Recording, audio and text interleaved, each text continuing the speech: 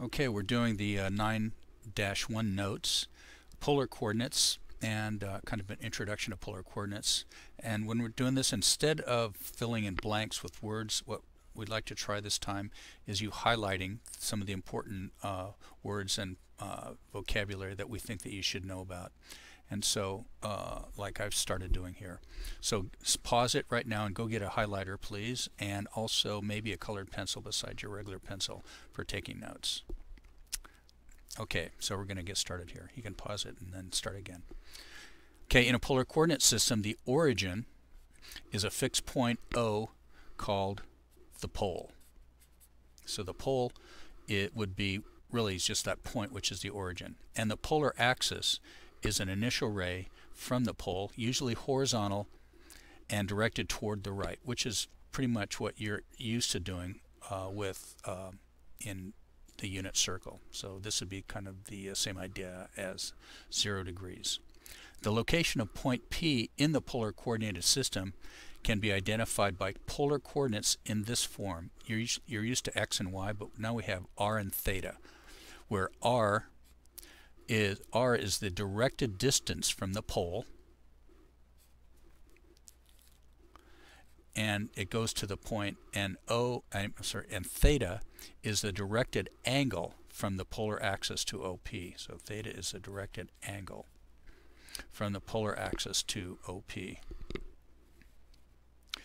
So here's theta. This is a polar axis, and it's this is the directed angle, and r is the distance from the pole up to the point.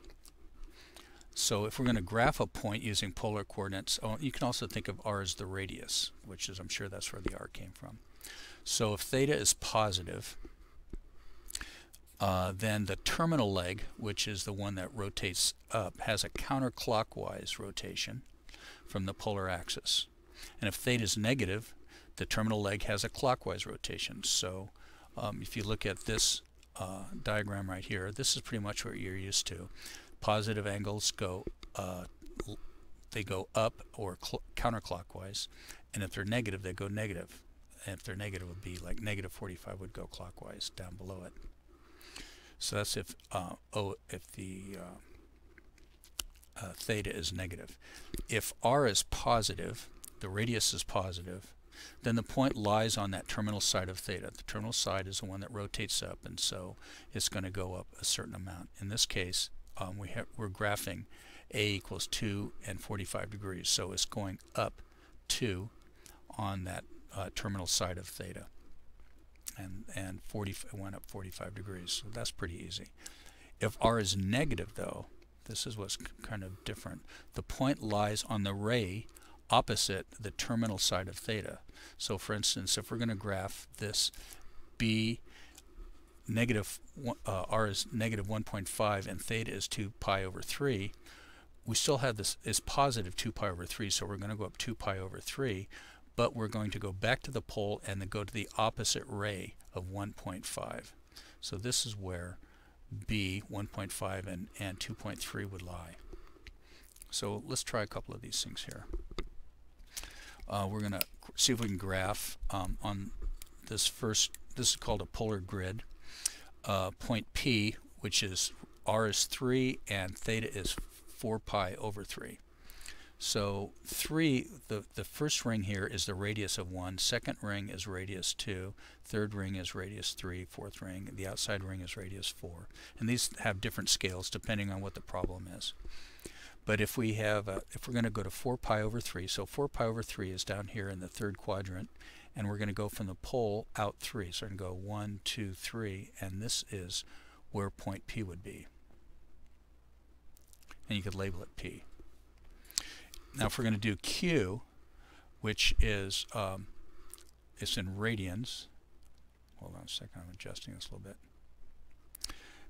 Q is negative 3.5 and 150 degrees. We're going to go over to this polar grid that has degrees on it, and we'll go to 150 degrees because that's positive, but we're going to go, since it's negative 3.5, we go back to the pole and we go on the line really that is opposite, which is 330 degrees.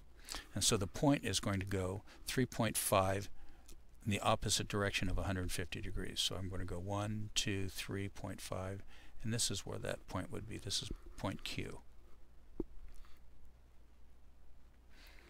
Okay, so why don't you try on these both of these grids, try point R, which is 1.5 and negative 7 pi over 6, and point S, which is negative 2 and negative 135 degrees on the grids, on these two grids up here, and pause it, and then turn it back on and see if you got what I got.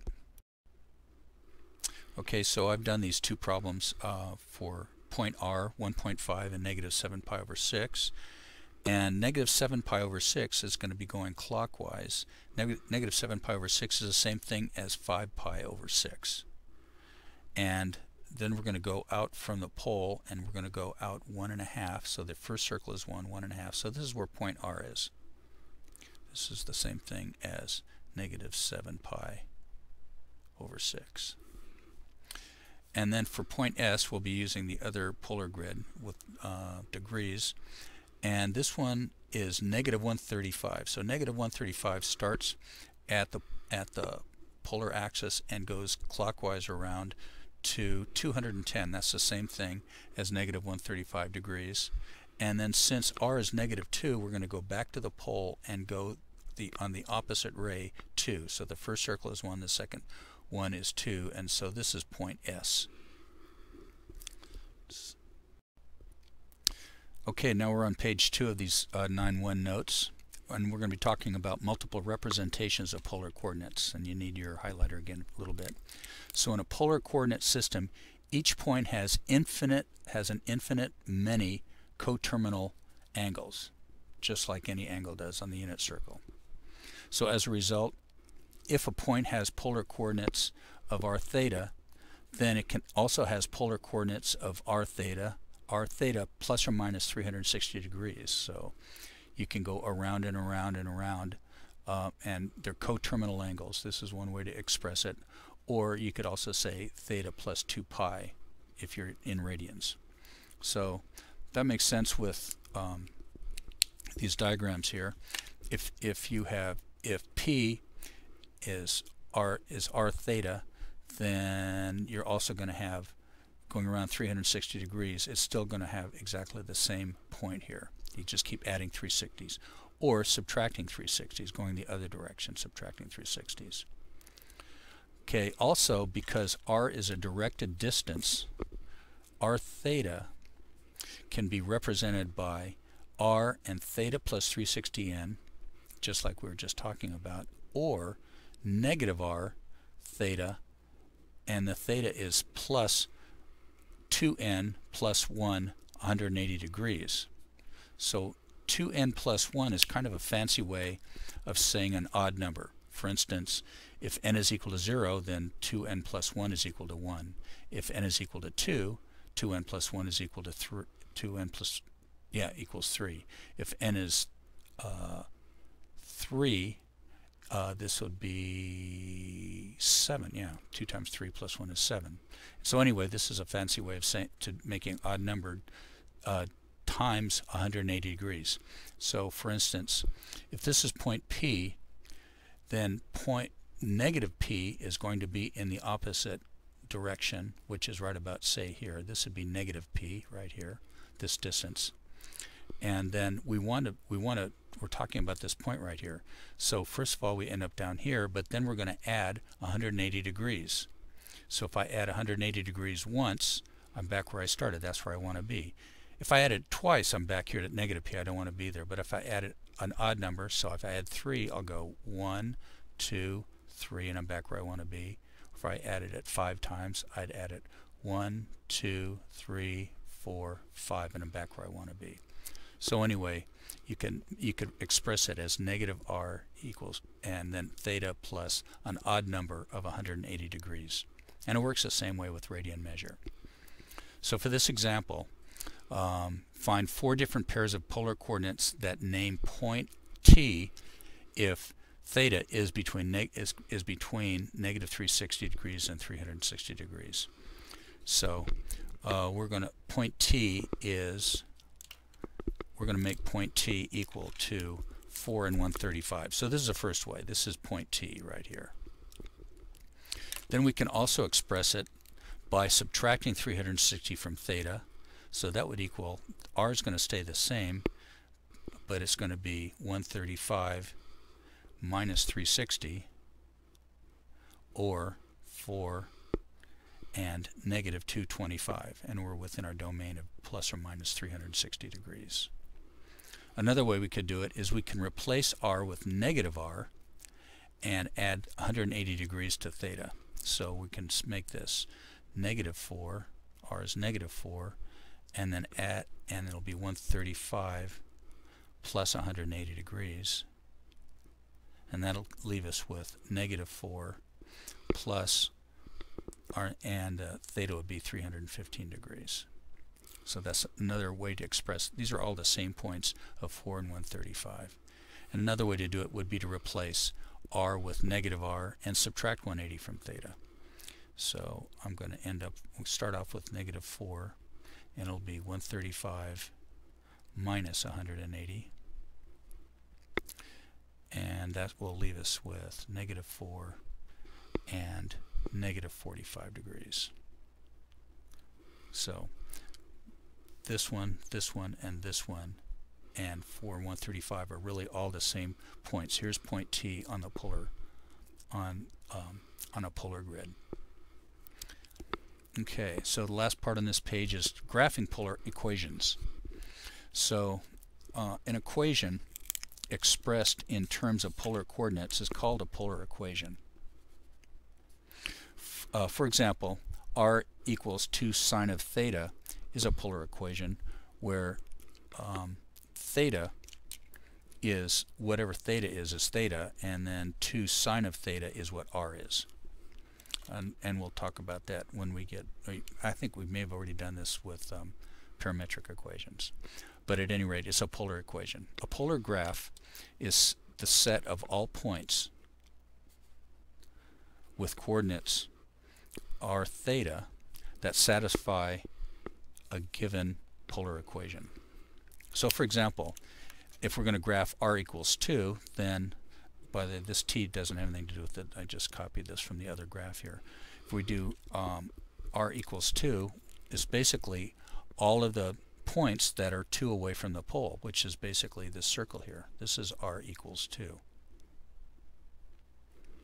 If we graph theta equals pi over 6, then that means that all of the theta, all of the r distances that are have a theta of pi over 6 are all going to satisfy this equation right here. So that really is every single point in this direction and every single point in this direction. Okay, I'm going to zoom in here a little bit. Okay, we're on the third page now of and our last topic here is finding the distance between polar coordinates. And so this key concept thing here, it says that if p sub 1, which is r sub 1 and theta sub 1, and p sub 2, which is r sub 2 and theta sub 2, are 2 points on a polar plane, then the distance p1, p2 is given by this equation. And I don't know if you recognize it, but it looks a lot like this. This is, by the way, this is the distance equals this. So this is should look suspiciously like this.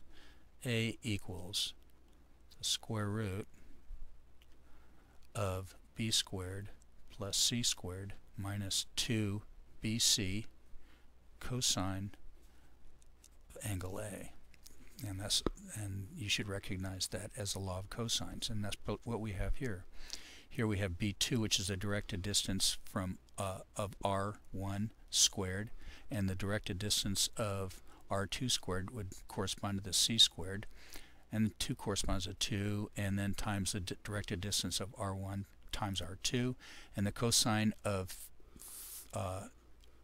theta sub 2 minus theta sub 1. So if you look at this, we have our first this is a triangle. You can make this a triangle. Make this red, I think.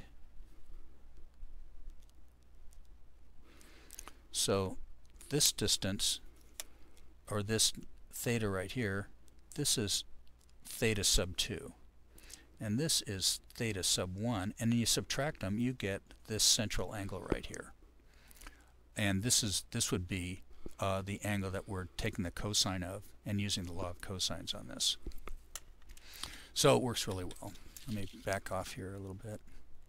We can do this real-world example. So an air traffic controller is tracking two airplanes that are flying at the same altitude. So the coordinates of the planes are, one plane is 5 and 310, and the other plane is 6 and 345 degrees, where the directed distance is measured in miles. Okay, so first of all, we're going to sketch a graph of this situation. So airplane A is located 5 miles from the pole on the terminal side of the angle 310. So 310 is, where's 310? 310 is, here's 300. So 310 is this angle right here, and we want to be at 5 on that. So this first line is 2, the second line is 4, third is 6. So we want to be at 5, so it's halfway between 4 and 6, which is right here. And it's a little bit off, and it's a little bit more than 300, so it's right about here. That would be point A. And then that's where one plane is, that's where plane A is, I guess. And plane B is going to be 6 miles from the pole on the terminal side of angle 345. So this is 330, this is going to be 345 right here. And we're at 6 out, so this is where it would be. This is the 6th ring. And what we want to know is, what is that distance right there? They're flying at the same altitude, so we don't have to worry about a height differential. So we're going to use the polar distance formula here, and we'll plug in r sub 1 and theta sub 1 is for A it's 5 and 310 degrees, and r sub 2 and theta sub 2 is 6 and 345 degrees. And we'll plug those into our, we want to know what AB is. And so it's going to be the square root, hope I have enough room here, it's going to be 5 squared plus 6 squared minus 2 times 5, oops, 6 squared is 36, not 6. 2 times 5 times 6 times the cosine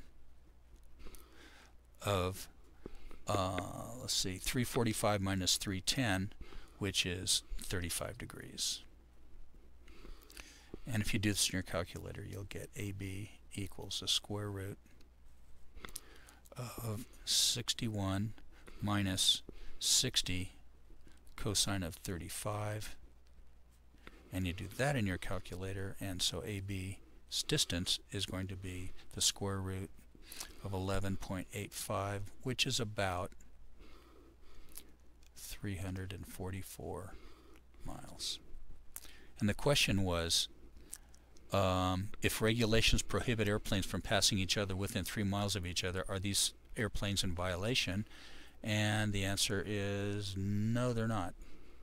They're okay, because they're more than 3 miles away. So that's how you use the directed distance. So why don't you try this last one here. This is boats. So naval radar is tracking 2 aircraft carriers. The coordinates of the carriers are 8 and 150 degrees and 3 and 65 degrees. And R is measured in miles. So first sketch a graph of the situation.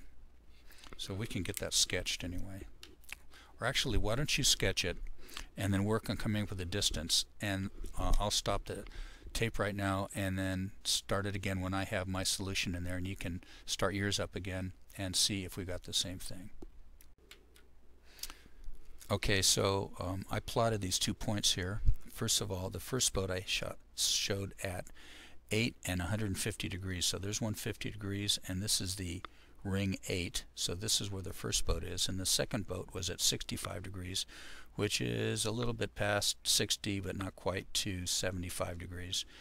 And also it's 3 out, so each ring is 2, so this is a little bit before the fourth, halfway between 2 and 4, so I'm out a little bit. But this is the basic place where they are, and so we want to know what is this length of this line here. And so my distance formula gave me 8 squared plus 3 squared, and minus 2 times 8 times 3 times cosine of the difference between 150 and 65, which is 85 degrees. In my calculator I got the square root of 68.815, which is about 8.3 miles apart. So that's how you do it. That's it for the 9-1 notes.